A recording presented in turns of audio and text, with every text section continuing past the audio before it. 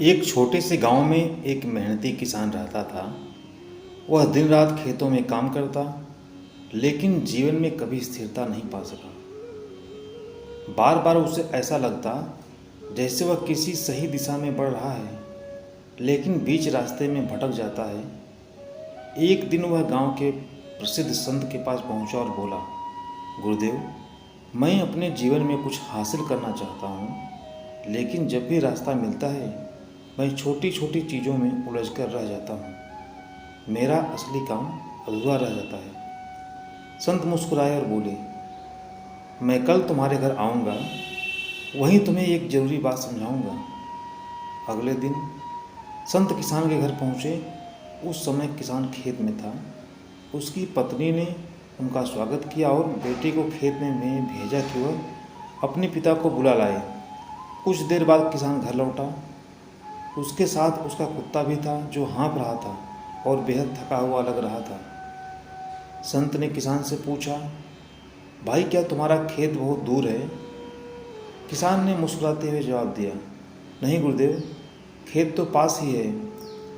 संत ने फिर पूछा, तो तुम्हारा कुत्ता इतना थका हुआ क्यों है? किसान ने हंसते हुए कहा, गुरुदेव, मैं तो सीधे रास्ते से आया हूँ, लेकिन मेरा कुत्ता रास्ते में हर दूसरे कुत्ते को देखकर दौड़ता, भौंकता और लड़ता रहा, इसलिए वो थक गया है। संत ने गहरी सांस ली और बोले, यही तो जीवन का सच है। जब हम अपने लक्ष्य की ओर बढ़ते हैं तो रास्ते में कई भटकाव आते हैं, लोभ, क्रोध, ईर्ष्या और आलस। अगर हम हर छोटी बात पर प्रतिक्रिया देते रहेंगे तो हम थक जाएंगे और कभी मंजिल तक नहीं पहुंच पाएंगे। तुमने अपने लक्ष्य पर ध्यान रखा, खेत से घर तक पहुंचना, लेकिन तुम्हारा कुत्ता हर गैर ज़रूरी चीज़ में उलझा और थक गया। यही गलती हम जीवन में करते हैं। अगर हम भी कुत्ते की तरह हर बात पर प्रतिक्रिया देने लगें तो हमारी ऊर्जा व्यर्थ हो जाती है। हमें केवल अपने लक्ष्य पर ध्यान देना है, तभी सफलता मिलेगी। किसान की आंखों में चमक आ गई। उसने विनम्रता से सिर झुकाया और बोला, मैं समझ गया गुरुदेव, अब मैं जीवन के रास्ते पर ध्यान केंद्रित रखूंगा।